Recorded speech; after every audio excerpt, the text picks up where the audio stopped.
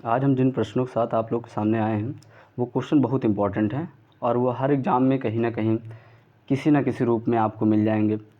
तो उसके इम्पोर्टेंट के हिसाब से मैंने सारे क्वेश्चन रखे हैं कि आप लोग किसी भी एग्ज़ाम में जाएं तो वो क्वेश्चंस आपको मिलेंगे ज़रूर, इसमें से कोई ना कोई क्वेश्चन मिल जाएगा। ठीक है, तो हम पहले क्वेश्चन देखते हैं। पहला क्वेश्चन हमारा है महावीर स्वामी का जन्म। महावीर स्वामी, देखो ये महावीर स्वामी का जन्म कहाँ हुआ, मृत्यु कहाँ हुई, और इनसे रिलेटेड क्वेश्चन हमेशा आते हैं। तो कहाँ हुआ था, इसमें दो क्वेश्चन ऐसे हैं जिनमें आप कंफ्यूज हो सकते हैं। मगध और पाटलिपुत्र ये बिल्कुल भी आंसर नहीं है, लेकिन कुंडग्राम और वैशाली इन दोनों में कन्फ्यूजन आ सकता है। जिसका अगर मैं बात करूँ कुंडग्राम की, तो इसका सही आंसर कुंडग्राम है। वो कैसे है उसको बता रहा हूँ कि वैशाली के निकट ही कुंडग्राम था, या कुंडल ग्राम इसे कहते थे। तो कुंडग्राम या कुंडल ग्राम ये वैशाली के निकट है। अगर यहाँ पास कुंडलग्राम या कुंडग्राम ऑप्शन नहीं होता तो वैशाली आप लोग करते तो ठीक हो जाता, लेकिन यहाँ पास कुंडग्राम है तो इसका आंसर कुंडग्राम होगा। हम नेक्स्ट क्वेश्चन तरफ बढ़ते हैं। निम्न में से किस हड़प्पन नगर में जूते हुए खेतों के निशान मिले हैं? तो हड़प्पा नगर में बहुत सारे जगहों से बहुत सारी चीज़ें मिली, जैसे लोथल से मिला था। क्या मिला था लोथल से? यहाँ पास पत्तन था, हाँ हड़प्पन पत्तन था। और अगर हम कालीबंगा की बात करें, धौलावीरा, मोहनजोदाड़ो, तो इन सब से कुछ ना कुछ मिला है। जो हमारा इसका यहाँ पास जुते हुए खेतों की बात हो रही है, जुते हुए खेत से क्या मिला है, तो इसका सही आंसर कालीबंगा है। और कालीबंगा में ही सौंदर्य प्रसाधन की वस्तुएं मिली थी, सौंदर्य प्रसाधन की वस्तुएं भी मिली थी, जो कहाँ पड़ता है, ये पड़ता है राजस्थान में। ठीक है, आगे देखते हैं। नेक्स्ट क्वेश्चन हमारा है महावीर जैन की मृत्यु। अब यहाँ पास महावीर स्वामी जी की मृत्यु कहाँ हुई थी, और हमने जन्म देख लिया था कि वो कुंडलवन या कुंडग्राम वैशाली में था।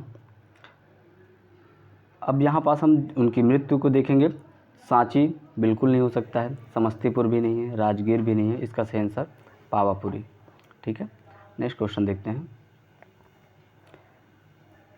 महात्मा बुद्ध ने अपना पहला धर्म चक्र प्रवर्तन, ये जो धर्म चक्र प्रवर्तन है ये कुछ और नहीं बल्कि इनका पहला उपदेश, जब बोध गया से ज्ञान की प्राप्ति हुई इन्हें तो पहला उपदेश इन्होंने किसको दिया था? तो ये सारनाथ में इन्हीं के साथी थे, 5 ब्राह्मण थे, उन्हीं को आके दिए थे। और आज वहाँ पास उन ब्राह्मणों की मूर्तियाँ और बुद्ध जी की मूर्ति भी बनी हुई है, आप लोग देख सकते हैं सारनाथ में।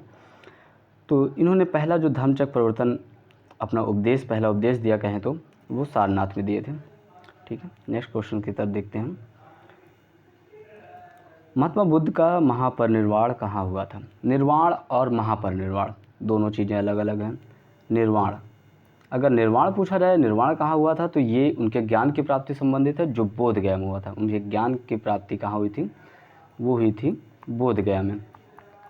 लेकिन अगर हम महापरिनिर्वाण की बात कर रहे हैं तो महापरिनिर्वाण मतलब ये है कि उन्हें मृत्यु उनकी या मोक्ष की प्राप्ति उन्हें कहाँ हुआ था?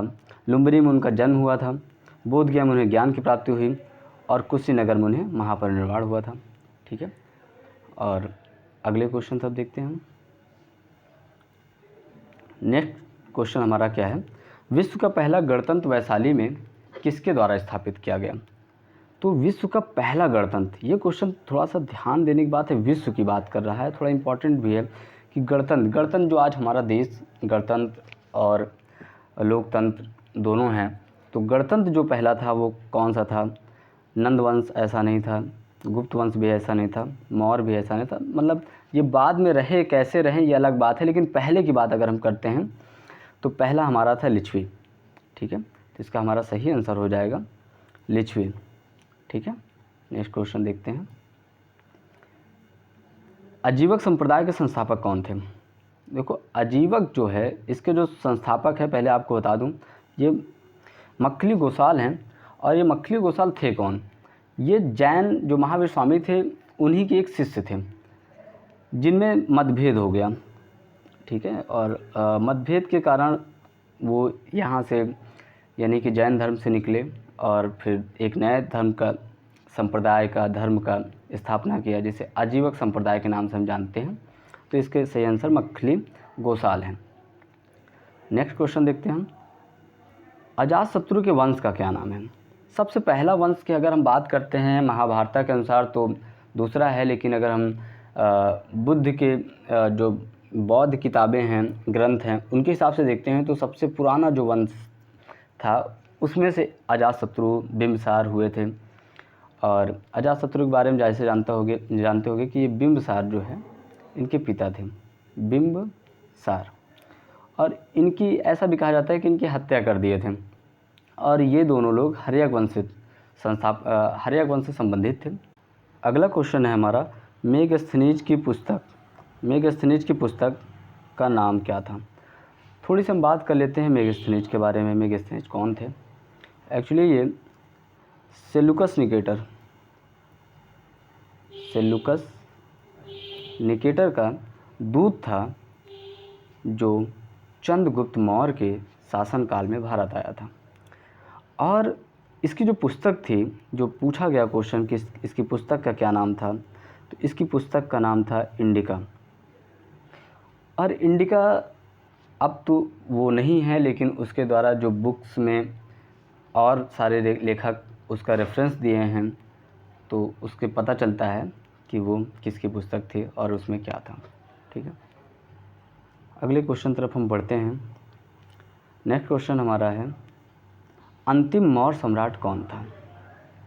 तो जैसा कि आप लोग जानते हैं कि पहला जो मौर्य सम्राट थे वो चंद्रगुप्त मौर्य थे, जो चाणक्य के सहयोग से बने थे, चंद्रगुप्त मौर्य थे। और जो अंतिम थे वो कौन थे? बृहदत्त थे।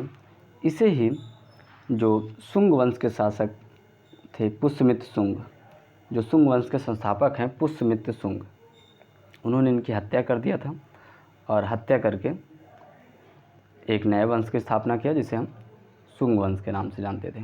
ठीक है, तो इसका सही आंसर होगा बृहदत्त। अगले क्वेश्चन तरफ हम बढ़ते हैं। और ब्राह्मी लिपि को सर्वप्रथम किसने पढ़ा था?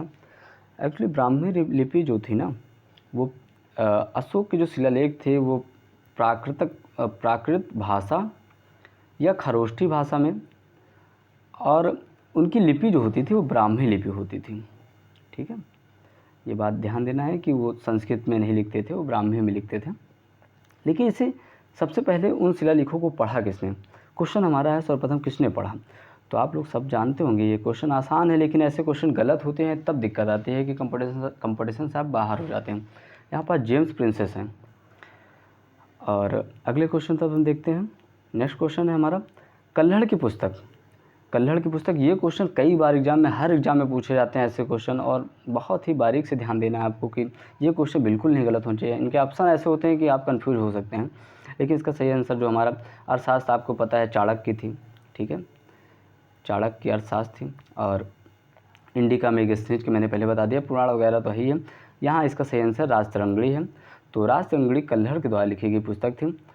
और अगले क्वेश्चन तरफ हम बढ़ते हैं। हर्षवर्धन शासनकाल में कौन चीनी यात्री था जो भारत आया था? तो यहाँ पास फायान है। फायान के बारे में आपको जानकारी होगी, ये चंद्रगुप्त द्वितीय के शासनकाल में आया। इत्सिंग भी आया। तारानाथ किसके शासनकाल में आया? लेकिन यहाँ पास जो हमारे आंसर है कि हर्षवर्धन के शासनकाल में कौन आए, वो आंसर हमारा ह्वेनसांग होगा। तो ह्वेनसांग जो है हर्षवर्धन के शासनकाल में आए थे। अगले क्वेश्चन तरफ बढ़ते हैं। प्राचीन भारत का नेपोलियन किसे कहा जाता है? ये क्वेश्चन बहुत आसान है। नेपोलियन यूरोपियन थे और प्राचीन भारत का नेपोलियन जिसे कहते थे ये समुद्रगुप्त थे। अगले क्वेश्चन तब देखते हैं। लास्ट क्वेश्चन हमारा है, नालंदा विश्वविद्यालय की स्थापना का युग है। किस युग में नालंदा विश्वविद्यालय स्थापित हुआ था? तो इसका मौर्य, कुषाण, गुप्त, पाल किस में हुआ था?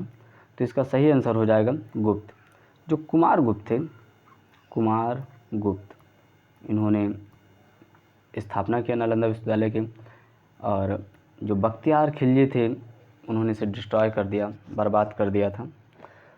तो ये बहुत अच्छा भारत का शिक्षा केंद्र था जिसे बहुत बुरी तरह से बख्तियार खिलजी ने बर्बाद किया। तो दोस्तों, आई होप आपको वीडियो ये अच्छी लगी या क्वेश्चन अच्छे लगे तो आप मुझे सपोर्ट करने के लिए चैनल जुड़े, लाइक सब्सक्राइब वगैरह कर लें। अगली वीडियो का नोटिफिकेशन आपको मिल जाए, जिससे मिलते हैं नेक्स्ट वीडियो में।